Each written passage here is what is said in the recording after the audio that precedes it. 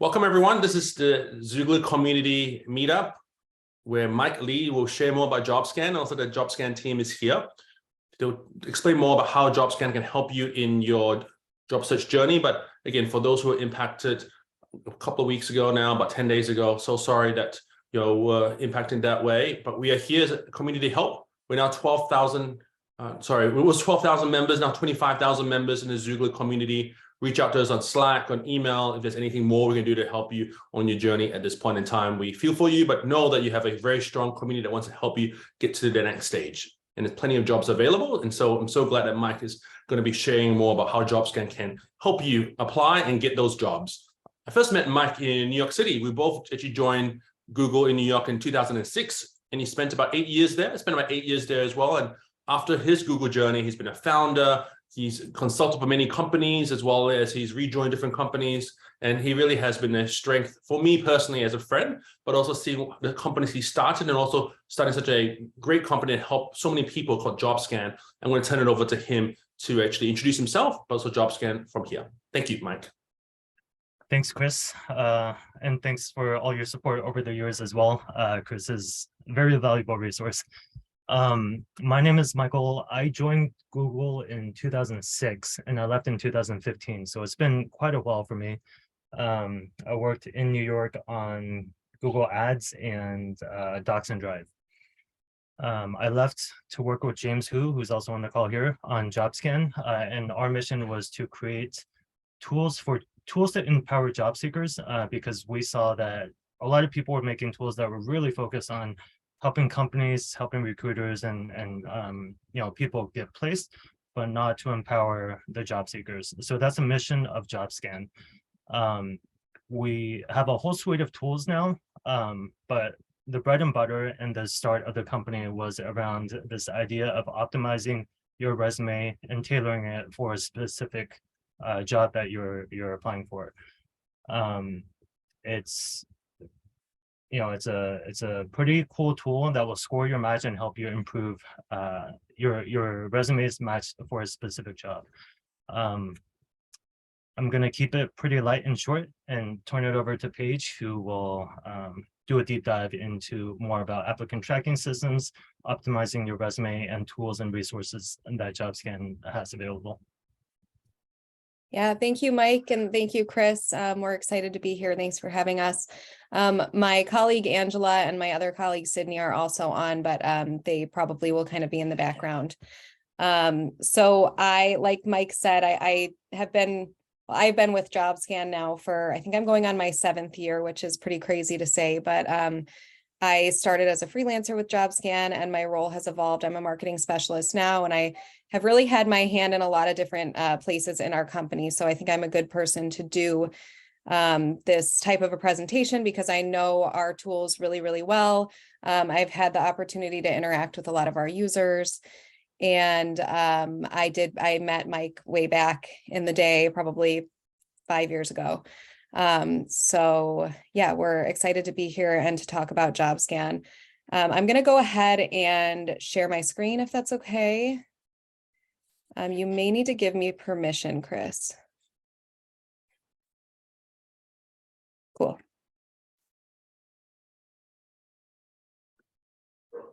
And also, she's setting up, James, sorry, I didn't know you were on the call here. So James is the CEO and co-founder, and he generously offered, and when you reached out, when you saw the layoffs was impacting of how JobScan could help the community. So James, thank you for your generosity and putting your team together on this.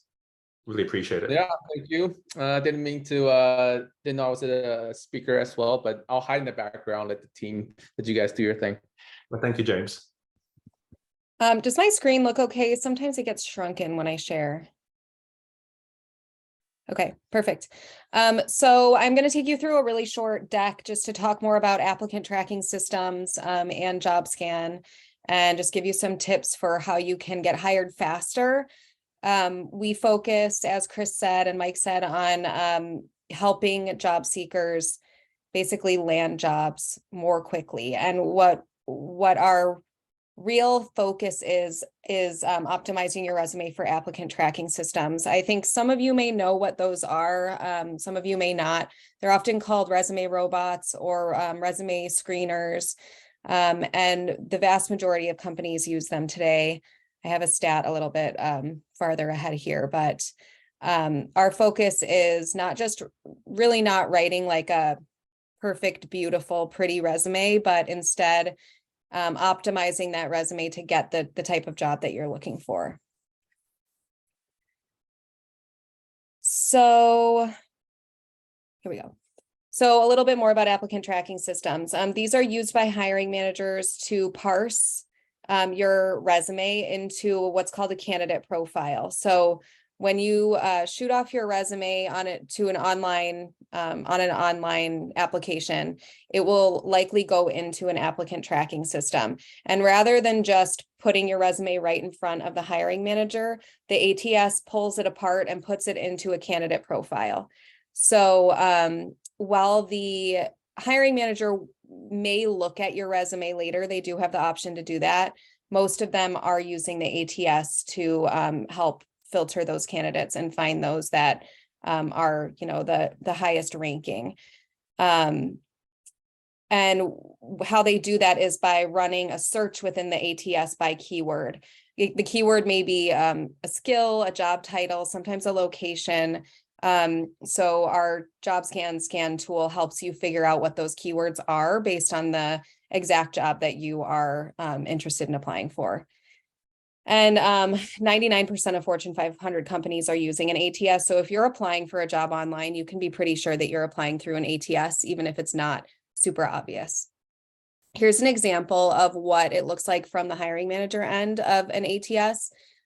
Here are all the candidates that have applied for this role on the right. And over here is where the hiring manager can search by keyword. So it works a lot like a Google search. They type in a keyword like engineer, and whatever resumes have that keyword listed, and then above that, however many have that keyword listed the most number of times, we call that keyword frequency, they're the ones that are going to end up at the top. So these top ranking candidates here are based solely on this keyword here, engineer. So obviously the hiring manager is going to say, okay, this is a great place to start. I'm going to click on this candidate profile and check out this person's resume. Here are, I hope you can see this whole thing. Okay, good. So ATS optimization is really critical to your success. And here is a report that one of my colleagues, Sydney, recently found. And these are results from a survey of almost 2,500 HR execs that the Harvard Business School and Accenture performed. So more than 90% of employers in this survey use their RMS, which is like an ATS, to initially filter or rank potential candidates. So like I said, even if they do look at your resume within that ATS at some point, they're really starting by searching those candidate profiles. And your candidate profile is only going to be as thorough as your ATS optimized resume is. A large majority of employers said that qualified high-skill candidates are vetted out of the process because they don't match the exact search criteria. So you could be perfect for a job, but if your resume does not have these, ATS critical factors like keywords and formatting, then your resume likely won't be seen by the hiring manager. If a potential candidate is screened out, the recruiter, like I just said, will never see that candidate's application. Even though, if they met in person and talked about their experience, they could be the perfect hire. So there are a couple of things you can do to get hired faster, or we focus a lot on getting interviews faster. Number one is optimizing your resume and your cover letter. If you do apply using a cover letter, which we recommend using a cover letter only when it's asked for, but that's kind of something that different career experts have different opinions on. If you are applying with a cover letter, you should make sure that's optimized for ATS as well, because that will go through the resume screener too. When evaluating candidates, 36% of recruiters said that resume format was a factor, and that's a big increase from 2017. We care about resume format in the sense that it needs to be readable by the resume robot or the ATS. And 26% of recruiters said that cover letters were an important factor, and that number's gone up since 2017 too. Number 2 is optimizing your LinkedIn profile. Right now, with the tech industry being what it is, with layoffs being so heavy, networking is huge. I mean, you really need to have a strong LinkedIn profile to be making the most of your network. And we have a tool that you can certainly use called LinkedIn Optimization that will help basically do the same thing for your LinkedIn profile as our scan tool does for your resume. So it'll just make your LinkedIn profile as searchable as possible by recruiters in your industry. And 65% of recruiters said that LinkedIn is the social media channel that they use the most. And 58% of recruiters said that they use LinkedIn as a part of the candidate evaluation process. Number 3, you need to focus on quality as well as quantity. Personally, I think that you should focus first on quality. This means not sending off the same resume to 100 different jobs just to knock out all those applications. If you have time for, to apply to 5 jobs, take the time to do that really well and spend time optimizing each of those. And if you have extra time, apply for as many other jobs as you can. But you always want to make sure you are optimizing your resume based on each job description. 30% of job seekers who got 8 or more interviews applied for 81 or more jobs. So that's a 10% shot at getting an interview. 38% of job seekers who got 0 interviews had only applied for 1 to 10 jobs, and it took an average of 6 applications to obtain 1 interview. And then finally, 31% of job seekers who received a job offer had applied for 21 to 80 jobs. I can only assume that these statistics, which are from the Bureau of Labor Statistics, are not based on people who have optimized their resume. So you are giving yourself a better shot if you are optimizing your resume. You may not have to apply to quite as many jobs in order to get results. But, I think that the other possibly comforting thing about these statistics is it is so discouraging when you are applying for so many jobs and not hearing back. So it's important to know that that's the name of the game when it comes to applying for jobs. It doesn't mean you're not qualified for that job. It doesn't mean you're not hireable. It just means that you need to change your approach and start thinking about how your resume is landing in front of hiring managers. And really, that's typically through an ATS. So if you're not hearing back and you're feeling discouraged, this is your opportunity to change how you're doing things. We also suggest using multiple job search methods. The average number of methods used by current unemployed job seekers is 1.7. And a lot of these methods are online job boards that the vast majority of people use. And that's the method where it's really tempting to have, just a standard resume that you shoot off to 25 jobs in one day. But I guarantee you will not get interviews for those jobs if that's the method that you're using. So online job boards are great. Make sure you're taking the time to optimize your resume for each job, though, rather than using a basic resume. Other methods include friends, social media, especially LinkedIn and Facebook, employer career sites, and professional connections, as well as career fairs. So, I think everybody's in a slightly different position. If you do have the time in your day or your week to really make this like a full-time job search, take advantage of these other job search methods. You never know where you might meet somebody that's in the position of hiring right now. And then finally, we also suggest using digital tools to get an edge. JobScan is one of those tools. And we know that 20% of job seekers said that the most frustrating part of the job search is writing and updating job materials.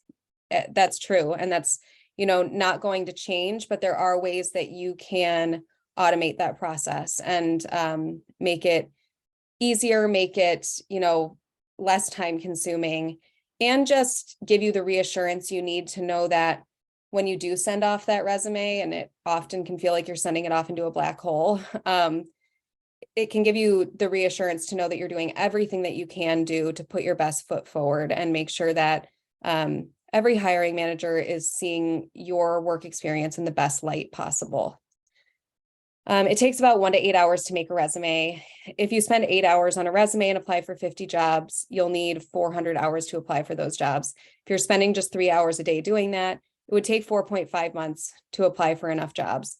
I know that's a really overwhelming paragraph. This is an average. I believe the average time of a job search is about 3 months. Of course, it depends on industry, the time that you have to apply for those jobs, and if you're making the most of these tools. So again, tools like JobScan can help automate a lot of that, and I'm going to show you a little bit about how that works. If you are interested in trying out JobScan, we're offering a promo today, not just today, but for anybody who attended. You'll get 30 days free.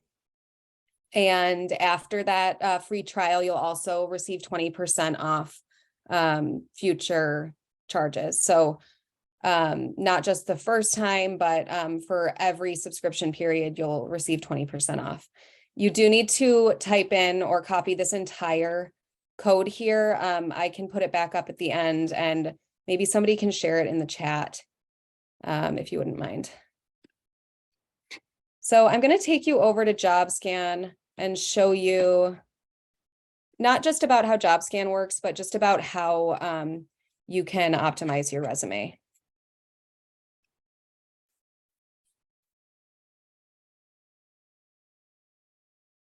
All right. Hopefully you can see my JobScan homepage right now. So when you do log in, if you scroll down, you'll see the section where it says create new scan. So I'm going to be running a resume scan, and I'm going to be using this resume of a job seeker named Philip Lindsay, who actually is a real job seeker who let us use his resume, which is cool. This is his resume here, this PDF, which again, hopefully you can see. You can see it's really pretty. It looks like he may have used some sort of resume writer to help him with it. It's easy enough to read just glancing at it.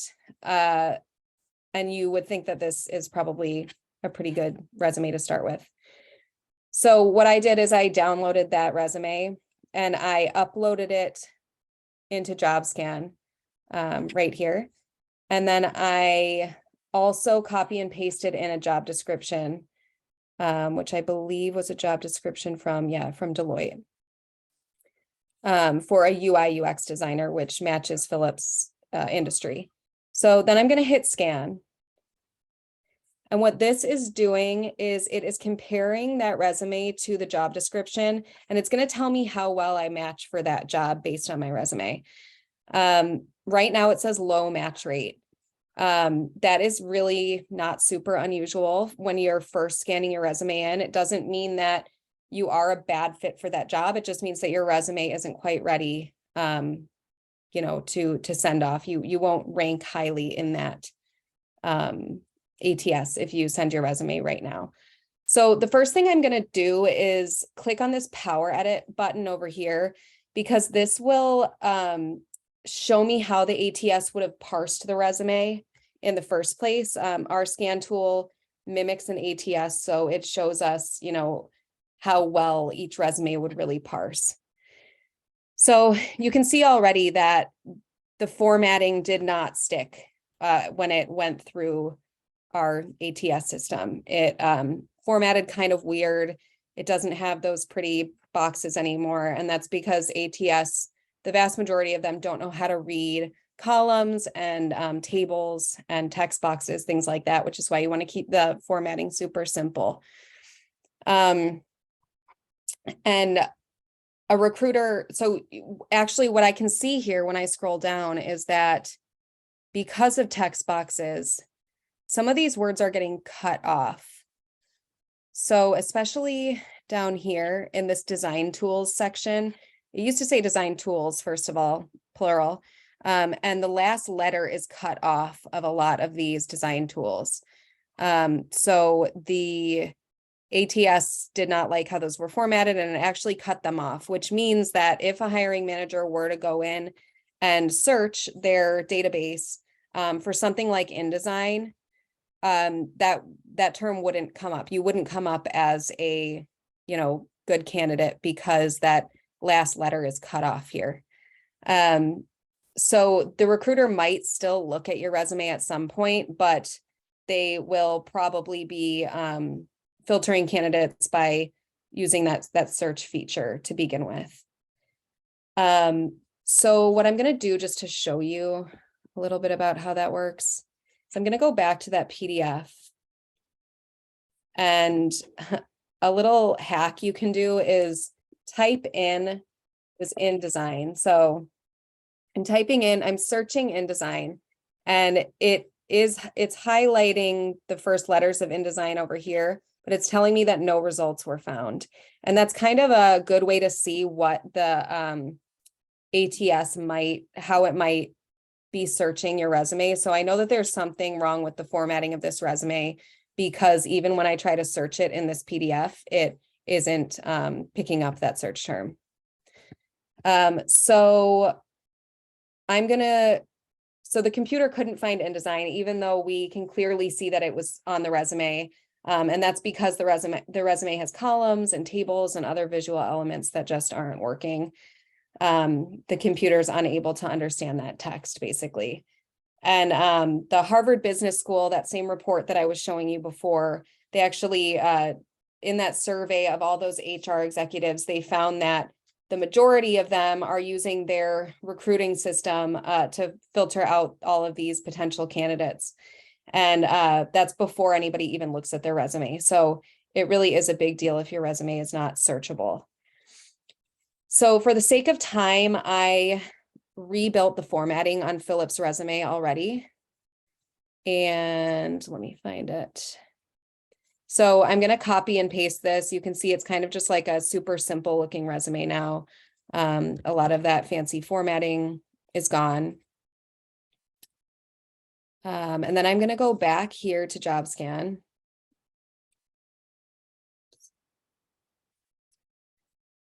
And I'm going to go back to my match report here, and I'm going to hit upload and rescan. And I'm going to replace this original resume with my new one. So all that's changed is the formatting. And the other thing I did was I modified the titles of his work experience. So before this, he had, I'll pull it up in a minute. Let me scan this first.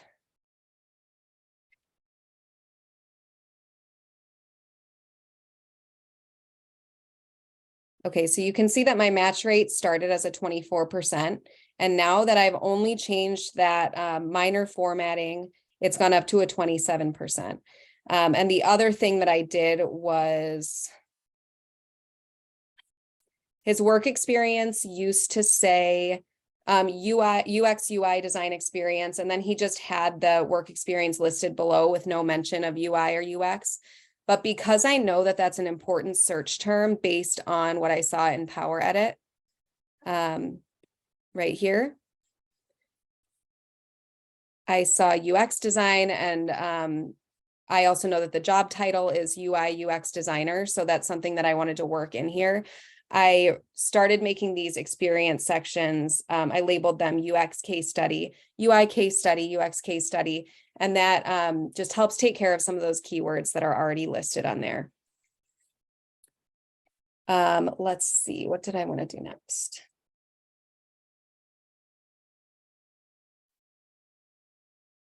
So I want to show you this match report before we go any further. So we look at things like searchability, which is what we've been talking about.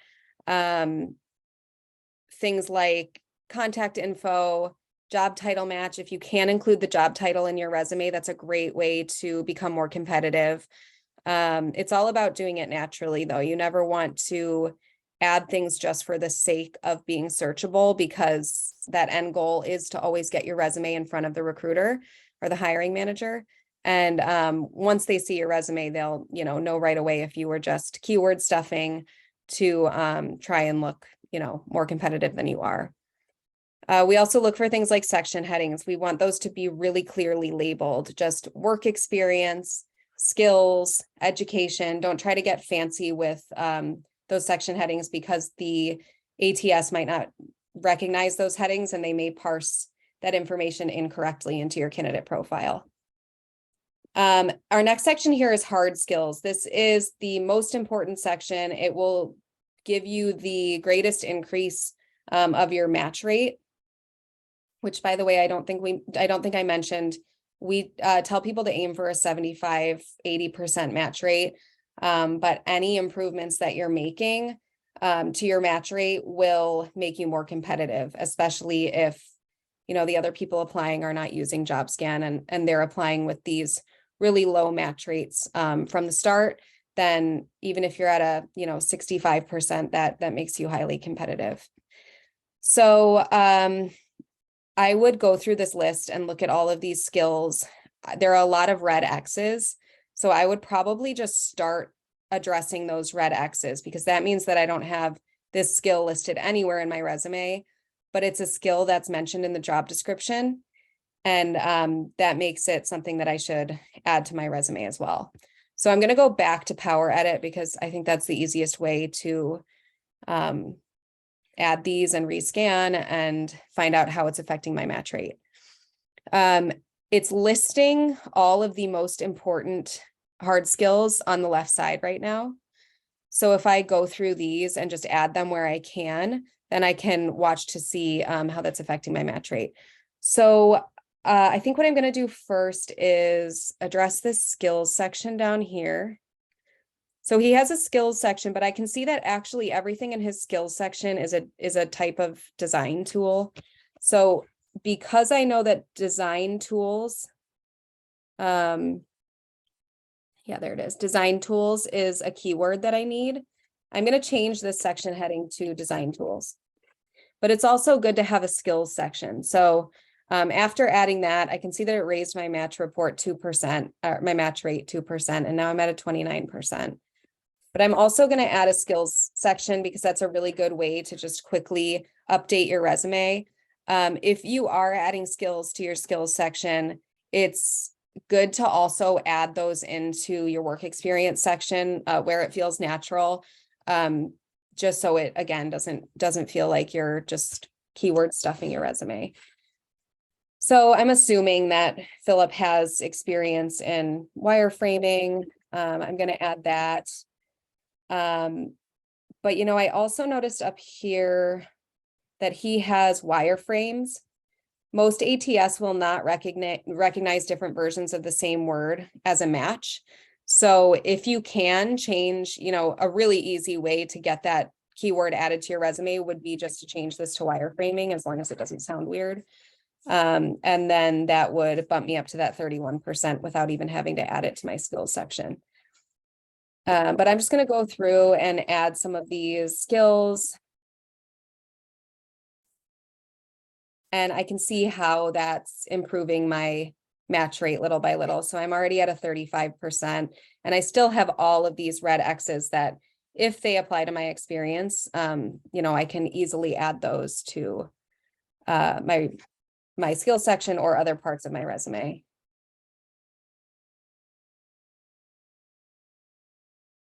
So in Power Edit, if you are going about it this way, you can also do things like add bullet points. You can double check your font. All of these fonts are ATS approved fonts.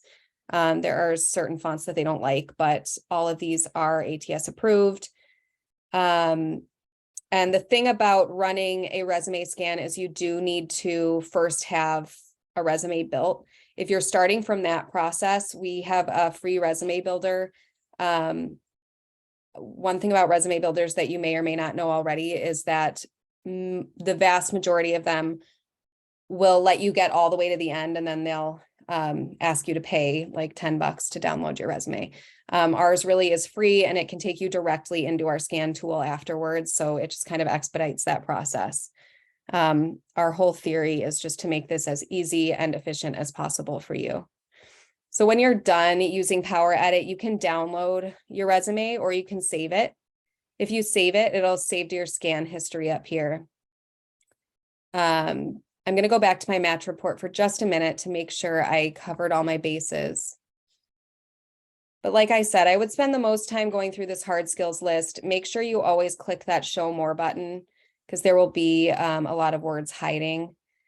It is ranked from most important to least important. So start at the top, see what you can add. I know that actually in the job description, Azure must have been spelled wrong because it's pulling up.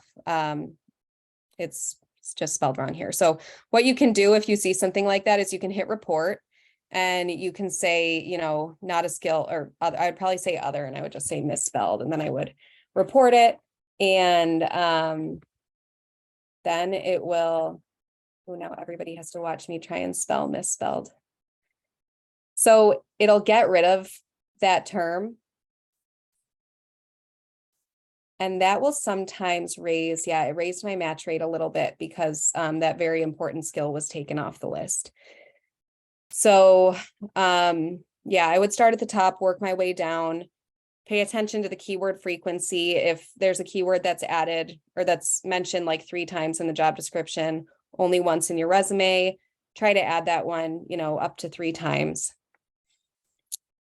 The next section here is soft skills, works the same as hard skills. They're slightly less impactful to your match rate, but they can still show things to the hiring manager, like, you know, cultural fit, how you'll work with the team. So those are worth checking out as well. And then we have this other keyword section. These are things that aren't necessarily hard skills or soft skills, but they may indicate like industry specific buzzwords and things like that. The recruiter section here is the only section on this match report that doesn't have anything to do with applicant tracking systems. This is all about once your resume makes it in front of the recruiter, what are they seeing? So this is really valuable to spend some time on, because sure, we want your resume to get through the ATS, but most of all, we want you to get that interview, and we want your resume to look good once it gets in front of that person. So word count is something that's important just because hiring managers and recruiters have so little time to actually scan every resume. We want to make sure that your resume is filled with only necessary information that's relevant to that job. Measurable results. These are things like dollar amounts, number of people, percentages, regardless of whether you're changing careers or don't have much experience, or whether you have 25 years of experience. There are ways that you can add measurable results. We always have some examples here if you click on that info button. I think of measurable results as basically the exact opposite of words to avoid. Words to avoid are things like the cliches and, you know, buzzwords like best of breed, results driven, synergy, aggressive close of deals. Anybody could put that on their resume. It doesn't prove what you've done. So measurable results prove that, you know, not only do you, you know, drive aggressive close of deals or whatever it said, but like, this is how I did it. This is how big the deal was. It just offers proof. We also look for job level match. We want to make sure that you're qualified for every job you're applying to. It's time consuming to apply for jobs. There's no point in applying to ones that you are not qualified for. It's just going to be discouraging. And then references. If you mention that references are available upon request, we'll give you a green check mark there. You can also spend some time looking at formatting if you want to. And I know I mentioned cover letters earlier. If you do have a cover letter and you want to scan it against the same job description, you can just click over here to this cover letter section, upload your cover letter and scan it, and it will give you a separate match rate. And you can optimize that as well. Really quickly, I do just want to show you a couple of other tools that we have. You can always add a scan to your job tracker. This is one of our newer tools. I actually think it's our most recent tool. And this one is really exciting because we have a Chrome extension for it. Job Tracker just helps you track your job search and keep all of your applications and interviews organized in one place. But the really cool thing is that if you're, looking for a job on LinkedIn or Indeed, you can add that job directly to your job tracker using the Chrome extension. And you can actually run scans in JobScan now with our latest update. You can run scans in JobScan using your default resume from those job boards. So just making sure that you are, customizing or optimizing every one of those resumes for each job description. And then as your job search progresses, you can drag these over, mark that you got an interview. You can add in what the salary range is, when you applied. So it's just a good way to keep everything organized. If you are looking to do some LinkedIn networking, which I think everybody should, our LinkedIn optimization tool, which I won't take you through right now, just for the sake of time, but it basically does the same thing that our resume scan tool that I just went through. It does the same thing for your LinkedIn profile as that does for your resume. It makes sure that it's highly searchable by recruiters. And we know that stat from earlier was, I think, 50-something% of recruiters use LinkedIn in their job vetting process. So LinkedIn optimization will help you optimize your LinkedIn profile, not just to one job description like our scan tool, but instead to several different job descriptions to make sure that it's broad enough for, the entire industry that you're interested in. Let's see. I think that's everything that I wanted to show you. I know I want to leave time for a Q&A, so maybe I'll back off now and see if there are questions.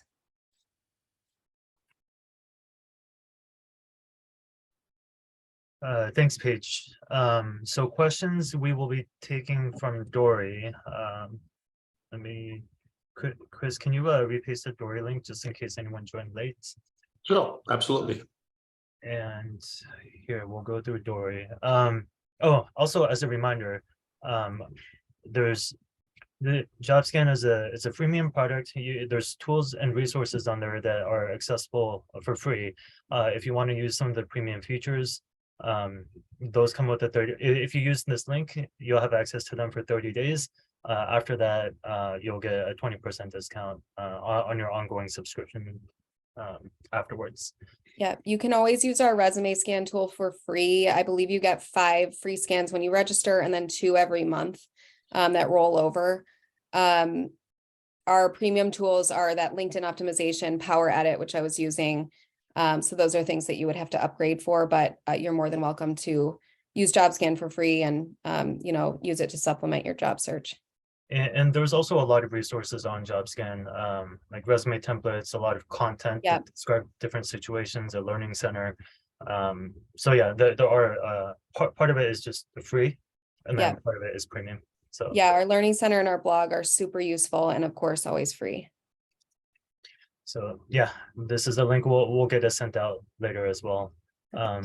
Thanks, Paige. So going through your questions, if everyone has had a chance to submit your questions and or vote on questions, I'm just going to take them from the top down. The first question is, if the number of keywords hits a metric that increases your rank in an ATS, does it make sense to have a long resume and semi-long descriptions? So I think you're always kind of bridging this. You want your resume to be ATS optimized, but you also want it to be highly readable by recruiters and hiring managers. So there's really a sweet spot. And I think that that's where that match rate of a 75 to 80% comes in. I tell people not to shoot for like a 100% because while you might have all the perfect keywords in there, it's going to look crazy when it gets to the hiring manager. So I think maybe it makes sense to add, if you're adding in keywords a few more times and that's making your resume slightly longer, that's fine. But in the end, you want it to be really readable. So even if you're kind of sacrificing a slightly lower match rate in order to make it readable to the recruiter, I think that that's probably the best way to go. Yeah, and just to expand on that a little bit, there's this general concept of signal to noise ratio, and that applies to humans as we read stuff. Like a really long thing with some super useful stuff in there is kind of diluted by the extra stuff, and the same kind of applies in machines as well. There's algorithms that will kind of score the salience or the importance of different skills that you have, and if you just have a dictionary of everything, things don't really stand out individually. Yeah. The next question is, I'm seeing a lot of online resources recommending adding a summary and a skills section to the top of your resume. This is new to me. Is this common? Is this now a common section in resumes? Skill sections. Yeah, I think skill sections was one of the ones you mentioned, right? Summary sections and skill sections. Yes, skill sections are just they probably are more common now because they're a really easy way to update your resume for every job description. But that does come with some responsibility. I tell people to either make sure you're adding those in the work experience section as well, or if you're not doing that, your skills section should have a level of proficiency after each skill, just to show that you didn't just add them in there to get noticed. Summary sections, if it's been a while since you've been through a job search, a summary statement is the new version of an objective statement. Objective statements are not really used anymore. They're not a very good use of resume space. The summary statement, instead of talking about what you hope to do, like an objective statement does, a summary statement talks about what you have done and why you're a good candidate. I think if you have space on your resume and maybe you're looking for a way to add in keywords in a natural way, go ahead and add a summary statement. I don't think it's totally necessary. We have a lot of information in our learning center and on our blog about summary statements versus objective statements. So definitely check those out if you're trying to decide whether to add one or not. Great. The next question is, why do you only recommend giving a cover letter when it's asked for? Yeah, I know. What about CVs? Yeah, this is kind of a touchy subject because we were just talking to a couple of panelists for a panel that we're going to be doing on the B2B side of our company, and one of the career experts said that she loves cover letters, and the other one said they recommend never using them. So I do think it is, if you're somebody that thinks that like you really kill it with a cover letter and you think that that makes you, a better candidate, go for it. It's one more thing that has to be parsed through the ATS. So it is just, it makes that process a little bit longer. And that's my take on it. I don't think it's a necessary component if it's not asked for. Yeah, I would agree with Paige here. My take on cover letters is that if you're going to have one, make it purposeful. Don't have one that's just super generic saying, oh, this job looks interesting, I'm a good fit, hire me. Those don't really add much value, and the recruiters are taking time to read through this to assess your profile. And the other thing is, depending on what you write, you want to be sure not to write things that will put people off. And so it's, I guess, a chance to throw things off unnecessarily if your cover letter is super generic. But that said, if you have a good story to tell, or if there's something not captured in your resume that is valuable for them to know, then I think a cover letter is great. Yeah, and I think people worry about showing their personality and getting the point across with an ATS optimized resume, but the whole point of that step in the process is to get the interview. And once you're in the interview, you can use that time to talk all about, the other stuff and show you're a cultural fit and show that your personality is a good match. So, the resume stage is just about getting through to that interview. There's a question about what if I add words in my resume and make them hidden with 8-point white font at the very bottom of the resume or in Yeah, the I header think or the that's footer? like that seems to be like the oldest trick in the book that all of our career experts are like, don't do that. They'll likely find it one way or another. Or once the hiring manager looks at your resume and starts to wonder why you were, ranked so high in the ATS, they'll realize that none of those keywords actually appear in the visible part of your resume. So just don't do it. Yeah, it's not a good look when they see it. Yeah. There's a question that was upvoted. What parts of the job description should be pasted into the job description field on JobScan? I know quite a lot of job descriptions just throw a bunch of buzzwords that don't necessarily reflect what matters or is used in the role. Yeah, I mean, Mike, you might have an even better answer for this because you were around from the start, but I tell people if you're worried about pasting in too much, it's better to paste in too much. And then once you get to your match report, we do show you have the ability to report and hide certain keywords. So you'll know if there's one in there, like one of the ones we were looking at earlier had GPS in as a skill and it made no sense. So I got rid of it and it raised the match rate. So if you're unsure, you can add more, but I don't know, Mike, what do you think? Yeah, so I'd say, I agree with Paige. This thing is not an exact science. JobScan is a tool to bring structure to help you tailor your resume to a specific job application. That said, there's an art to it as well, and you kind of have to like Paige said, realize some of these GPS, it may apply in certain very specific jobs if you're working with like GPS positioning systems, but otherwise you can kind of intuitively tell some of it may not apply. Yeah. Let's see. Next is Google usually downgrades titles. What should we do to support level matching? Like in terms of positions and titles. Oh, you mean if the title is like different than another job that you're applying to? Yeah, like VP versus director. Yeah, that's a good question.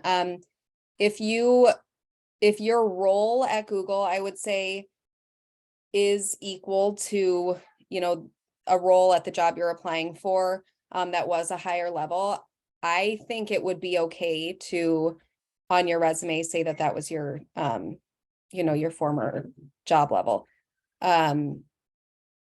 I don't know. I guess it's a little bit of a tricky question. I think that's something that you could address in the interview, if you hopefully get through, but I do think it's okay to match those job titles, as long as they really are an exact, equivalent. Next is a question about a recording for this call. As Chris said, it'll be shared with the Xooglers. I see a lot of company job portals that ask you to upload your resume and then have you manually edit the parsed resume. Doesn't that solve the issue of ATS directly scanning the resume and messing up the parsing? I'm not sure about that. I would think that if they're having you manually do it, that's what is saving to your candidate profile. So it may give you a leg up. Yeah, every ATS system is different. Generally, if they have you manually parse it, that should, in theory, fix some of those parsing type issues that we saw earlier.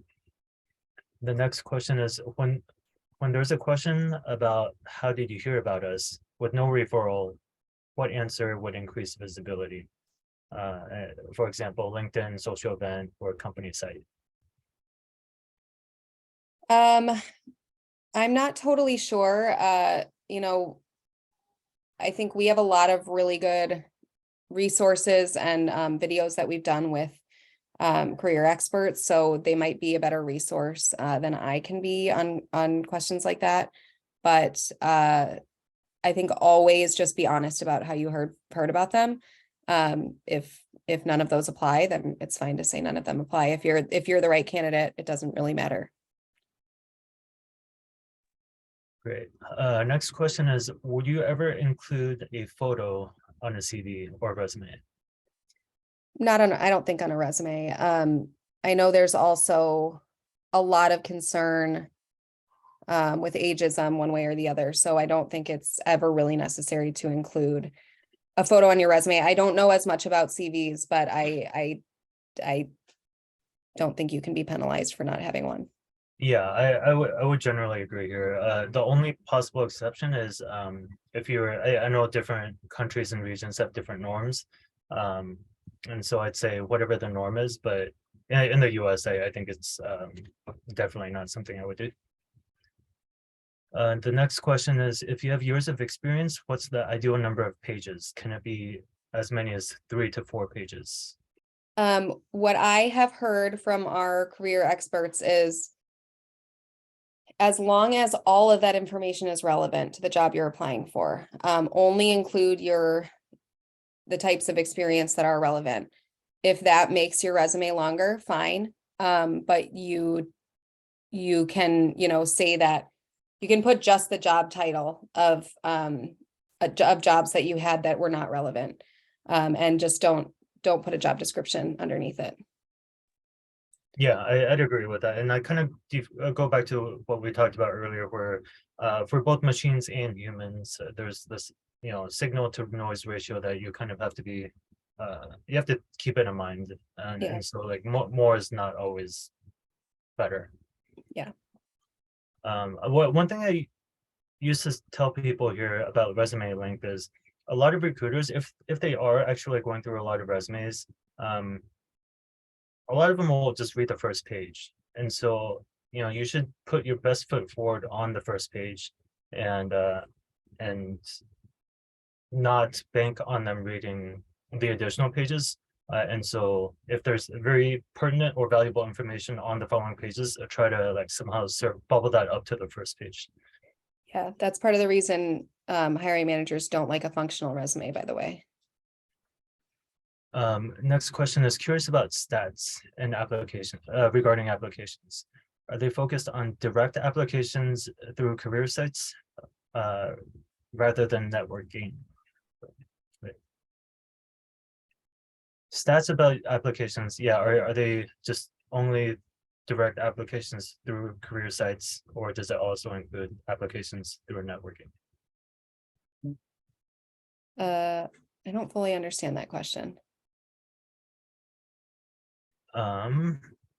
I think the question is probably about the stats that were presented in the slides, and whether that's just regarding if those stats are only from career site applications, or if they include applications that go through like direct referrals and networking.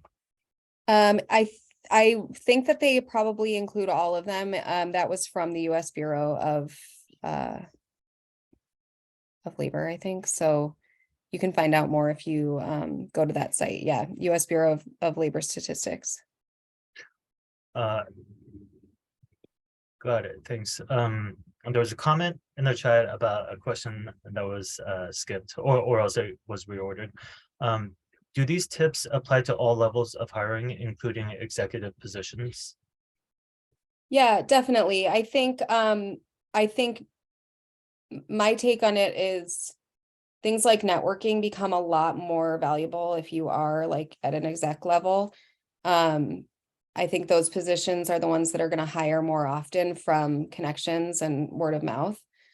But yeah, regardless of industry, regardless of job level, ATS are pretty much just as important.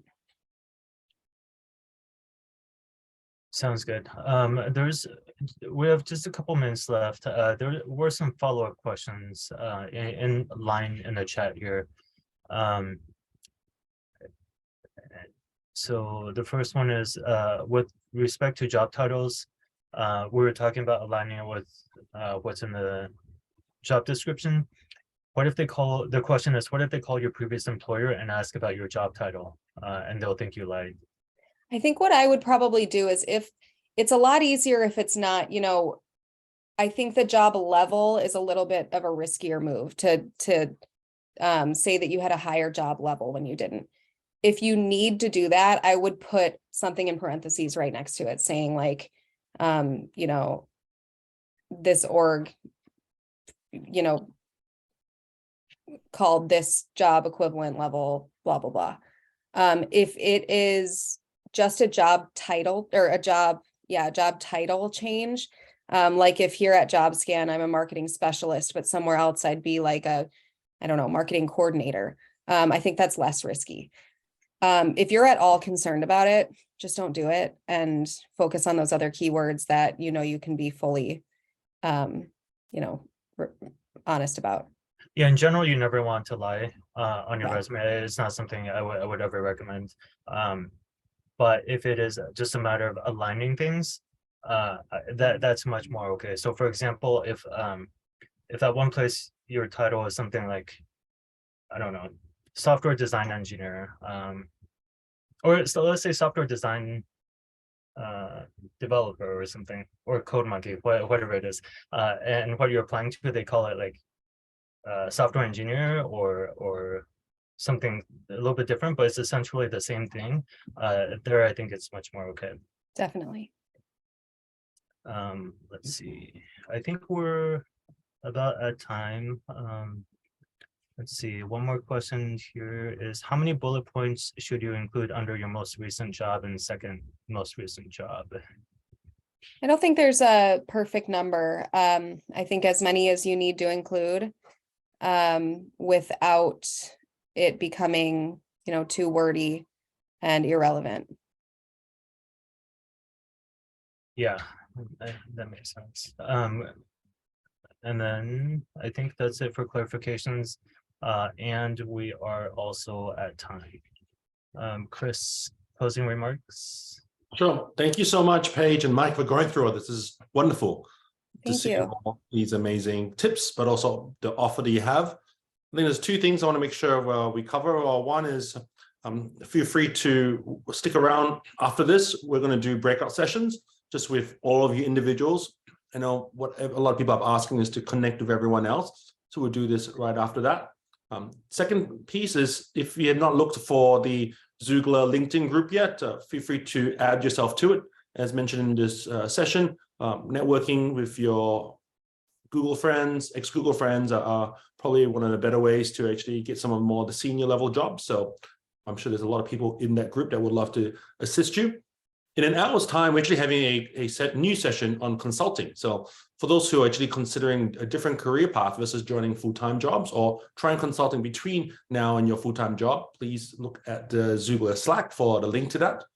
And finally, if I want to make sure that we also helpful to you, we've created a job board right after the announcement was made. It's jobs.xoogler.co. So please check it out. Upload your resume and see whether people are reaching out to you through that avenue too. We'd love to be able to help you through this difficult time. Thank you again, Paige, Angela, as well as James and Mike for doing the session in short notice for the Xoogler community. We really appreciate it and appreciate all of you for joining today. And thanks for helping all of us get through this. Thank you so much. And good luck, everybody, with your job search.